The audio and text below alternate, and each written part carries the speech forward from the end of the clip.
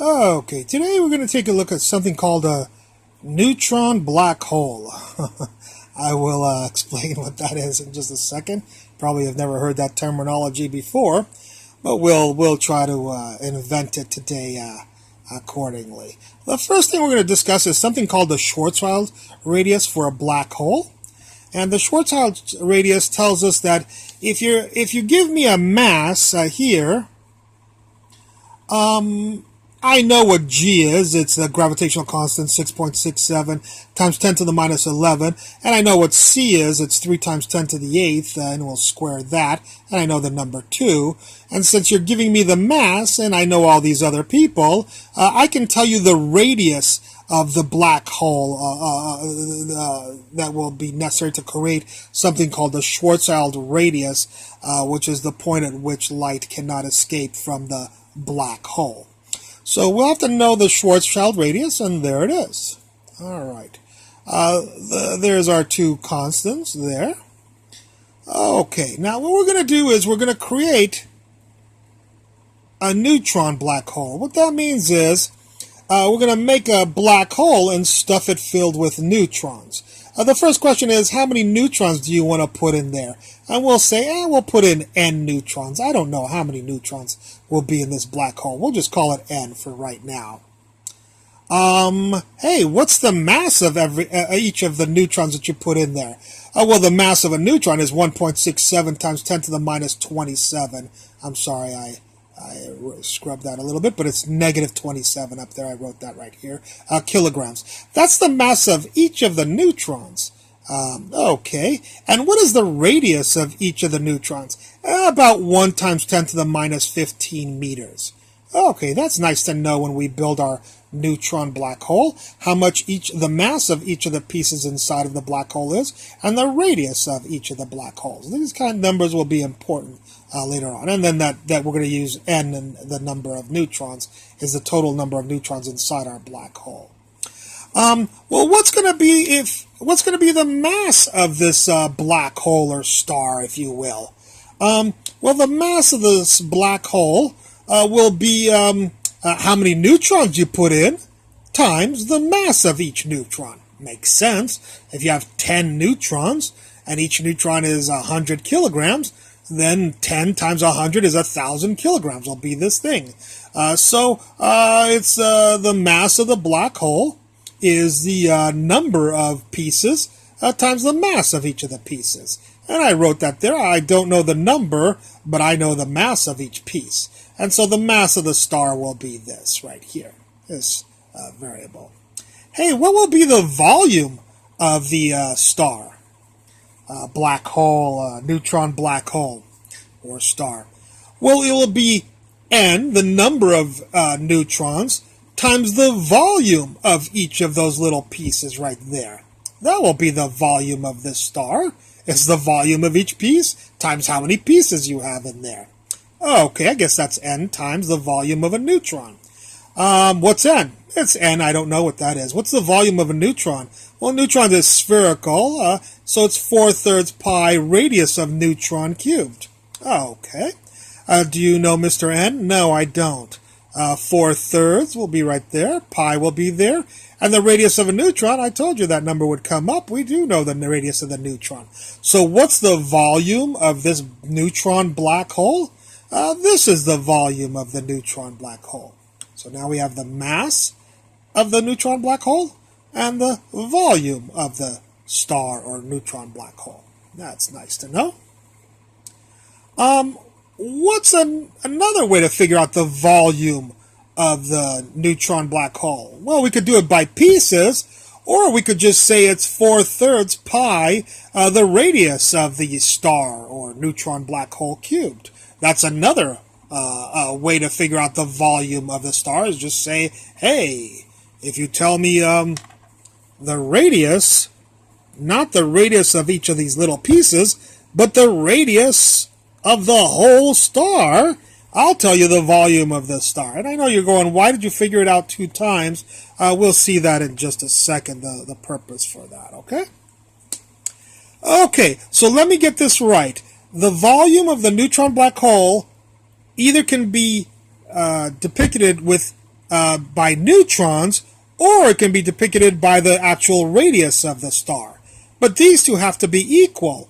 So this has to equal this. So I set the two volumes equal because the volume of the neutron black hole has to equal the volume of the neutron black hole. And I set those two equal right here. This equals that. It has to. Okay, let's see why we did that. Well, the reason we did that was so we could solve for the radius of the neutron black hole. We already know the neutron of the we already know the radius of the neutron. What we'd like to know is what is the radius of the neutron black hole right here, the neutron of the star. Well, it's this. If you do a little bit of algebra, the 4/3 cancel, the pi cancels, and then you can take the cubic root of this, and you'll get this. And this will be the radius of the star in terms of how many neutrons you decide to dump inside the neutron black hole. Okie dokie. Well, I guess the radius of the star here has to equal, we're going to force this neutron star to become a neutron black hole. In other words, a black hole made out of neutrons. So if that's true, then this star is going to have this Schwarzschild radius because this is the radius of a black hole. So we're going to force a black hole to be made of neutrons. So what is the radius of this star? Well, it's a black hole, so this is the radius. Oh, okay. And did you figure out this radius any other way? Yeah, I figured it out this way. This is the radius of this star. So here's the radius of this star, and here's the radius of this star. We can set these two things equal. So we'll take this is right there, and that is right there, and that equals these people. Who are these people? Well, they're Mr. 2. He's right there. Mr. G is right there. Who's the mass of this neutron star? Oh, we figured that out. It was right here. It was n times 1.67 times 10 to the minus 27. So who's the mass? N times 1.67 times 10 to the minus 27. These people got popped right into there, and there they are. Good. And do you know who Mr. C is? Yeah, I know who Mr. C is. He's 3 times 10 to the 8th, 3 times 10 to the 8th, right there, and squared. Okay, so we get this equation right here. Now, this equation finally has only one variable, Mr. N, right here. I noticed this had two variables, and this had two variables. A lot of these equations had two or more variables, but this equation only has one variable, and when it only has one variable, of course, we can algebraically solve for n right here. And so we figured out that we calculated out how many neutrons have to be in this neutron black hole star, and that is 8 times 10 to the 57 neutrons. All right, let's see the ramifications of that.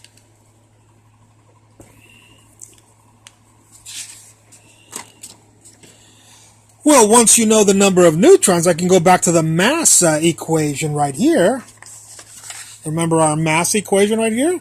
I now know the number of neutrons, and if I know the number of neutrons, and I know this, I can figure out the mass of this neutron black hole.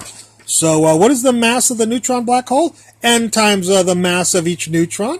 Okay, do you know how many neutrons you have? Yeah, I just calculated out, 8 times 10 to the 57. Okay, then I guess the mass of the neutron black hole is these two multiplied, and when you do that, you get 1.4 times 10 to the 31 kilograms. That's the mass of a neutron, our neutron black hole.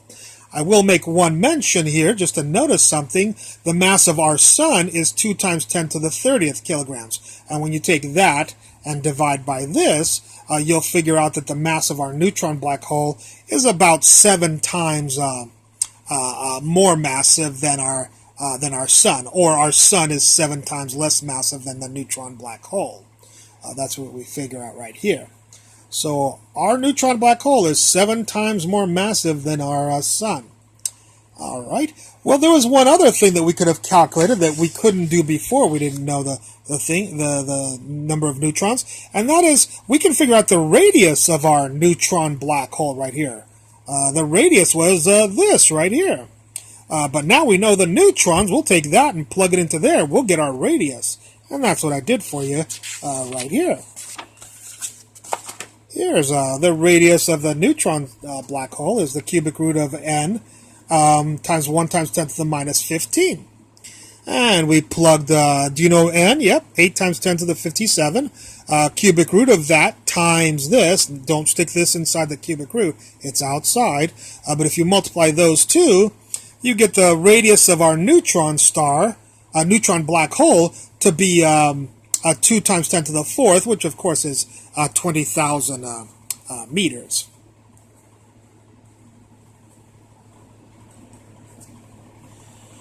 Well, our sun, this neutron black hole might be 7 times more massive than our sun, but our sun has a radius of 7 times 10 to the 8th. That's a 7 with 8 zeros after it. That's much larger than this. So our sun is 35,000 times bigger than the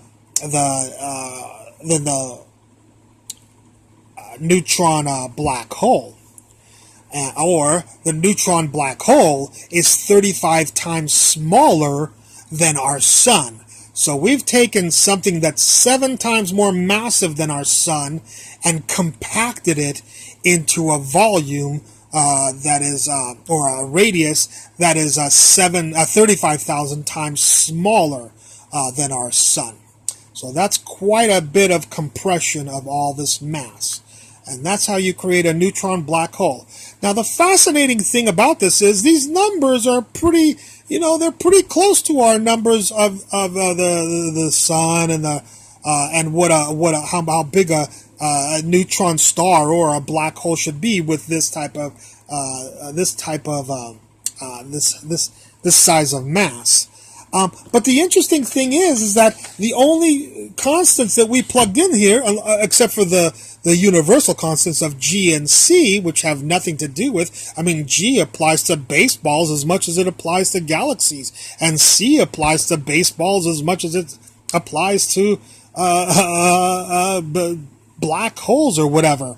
But the only things that we typed, the numbers that we typed in here were the mass of the neutron, some of the smallest particles in the universe, and the radius of the neutron. Those are the only two numbers that we plugged into our analysis. So we plugged in the smallest things in the universe and created some of the largest things in the universe, mainly the size of a star. So it's pretty fascinating that by plugging in the characteristics of the smallest pieces in the particles in the universe, some of the smallest particles in the universe, one of the smallest particles in the universe, we can actually generate theoretically observational evidence for some of the largest objects in the universe, namely stars or black holes. Of course, they are not as large as